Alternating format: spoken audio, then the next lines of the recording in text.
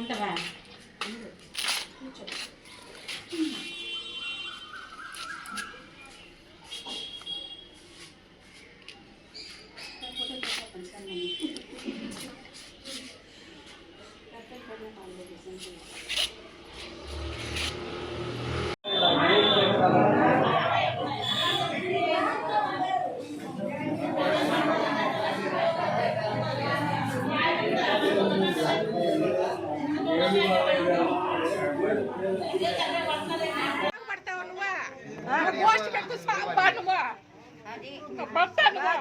ఇంతమందిగా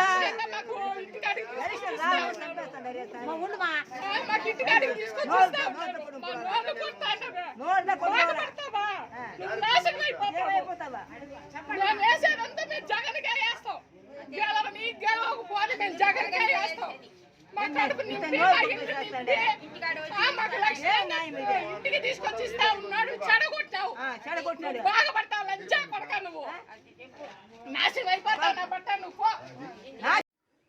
మాకు జగనన్న గారు కావాలి.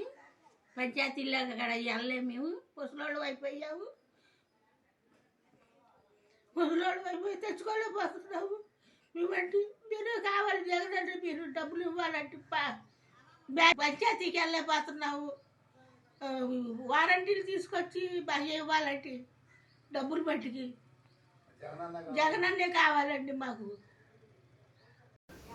అసలు పెన్షన్ రాలేదమ్మా. 2వ తారీఖు వచ్చింది. చాలా ఇబ్బంది పడుతున్నాము. బ్యాంకుకి వెళ్ళమంటున్నారు. అది ఎక్కడే బ్యాంకు ఏంటో నాకేం అకౌంట్ లేదు, ఏమి లేదు. వెళ్ళలేక లైన్లో నుంచోలేక చదువులకు నూరుకున్నాం తల్లి. వాలంటీర్లు ఇచ్చిన 4 కూడా మాకు పొద్దు ఎట్ట పొడిచిందో, పొద్దుగా కలిగి ఎలా తెలియదో తెలియలా.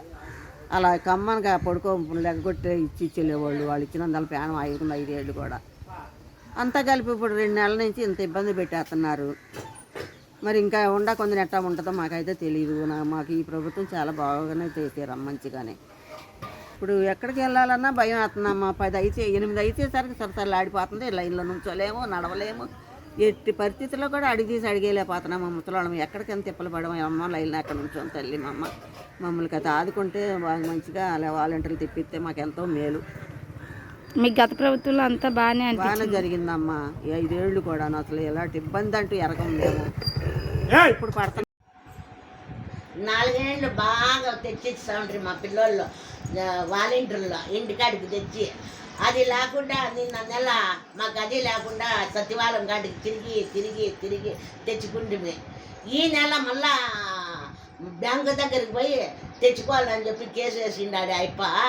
ఇప్పుడు ఈ చంద్రబాబు నాయుడు మాకు లేని ఇబ్బంది పెడతా ఉన్నాడు.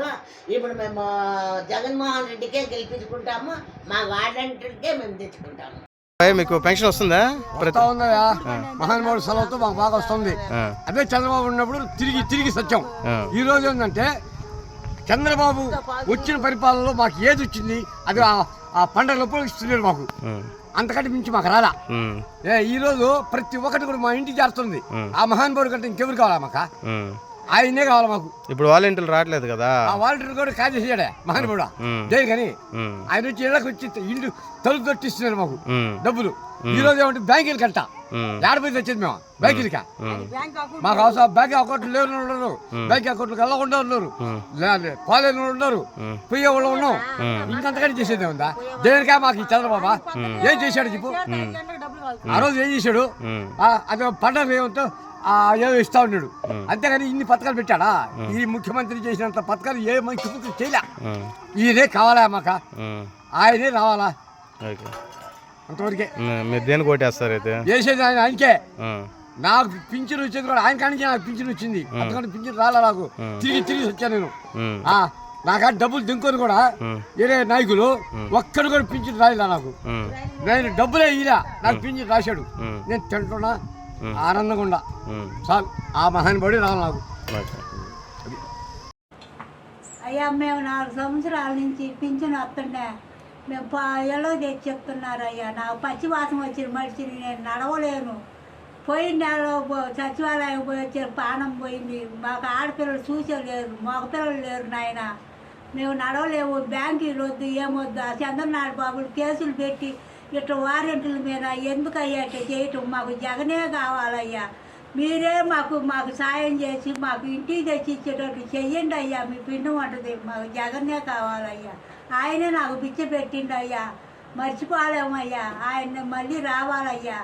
ఎందుకు ఆ కచ్చి కట్టి వాళ్ళ మీద అట్లా చేయటం అయ్యా. నాకు అసలు బతకలేని రోజులు మేము అడుగు వేయలేకపోతున్నాయ్యా. పచ్చివాతం వచ్చి ఒక పాటు పోయింది, రెండో పాటు యాక్సిడెంట్ జరిగి చెయ్యిరిగి నడవలేక ఆ అల్లుళ్ళు చూడక, పిల్లలు చూడక, కొడుకులు లేకపోతే నా పరిస్థితి నీడలేదయ్యా. ఇది నా పరిస్థితి, అల్లాడిపోతున్నానయ్యా. మామూలు పింఛనే ఇస్తున్నారయ్యా నాకు. నేను అట్నే ఎవరిని బతులు ఆడుకున్న ఏం తెచ్చి పెట్టడం లేదు నాయన. మరి మాకు ఏం చేయాలి? మళ్ళీ బ్యాంకీలకి ఇవన్నీ చెప్పి వాళ్ళ మీద కేసులు పెట్టి ఆ బ్యాంకీలకి ఇంత చెప్పులు ఎందుకయ్యా ఆయన పెట్టేది? మాకు ఆ జగనే రావాలయ్యా. జగన్ పొన్నాను మాకు ఒడ్డునేసిండు అయ్యా. నాకు ఆయనే పింఛన్ ఇచ్చిండు అయ్యా. మళ్ళీ మాకు ఇంటికి తెచ్చి ఇచ్చేటట్టు మీరు పుణ్యం కట్టుకొని సాయం చేయండి అయ్యా. మీకు పుణ్యం ఉంటుంది అయ్యా. దిక్కులేని పక్షిలాగా నేను అడుగుతున్నాను అయ్యా. నా బోటోళ్ళు ఎంతమందో ఉండారయ్యా, ముసివాళ్ళు, దిక్కులేని వాళ్ళు. అందరికి ఆదరిస్తున్నావు, అన్నం పెడుతున్నావు. ఈ ముసివాళ్ళకి కూడా ఆశ్రయంలో మంచి ఉంటే చేసి మాకు సాయం చేయయ్యా. జగన్ పుణ్యాన్ని మాకు న్యాయం జరుగుద్ది కోరుకుంటున్నాం అయ్యా. ఆయన రావాలని పతే కోరుకుంటున్నాను అయ్యా. మేము జగన్కే వేస్తాం. మేము జగన్కి తప్పక ఎవరికి గడ్డ పొడి పానం పోయినా వేయం. మేము మాకు ఆయనే న్యాయం చేసిన ఆయనకే వేస్తాం. గ్యారెంటీకి జగన్కి. మాకు 4 ఓట్లు ఉన్నాయి, 4 ఓట్లు జగన్కి. మీరు ఎంత దూరం నుంచి వస్తున్నారమ్మా ఇక్కడికి? మేము ఆడ కొత్తగా ఇల్లు గుడిసెలు, ఆ గుడిసెల్లో ఉంచి ఇక్కడికి వస్తాం. కాళ్ళు నొప్పులు పడతాడు వాడు చచ్చినాడని. ఇంటికి వచ్చి ఇంటి వాడు తలుపు దట్టి బియ్యం, తలుపు దట్టి డబ్బులు ఇస్తాను.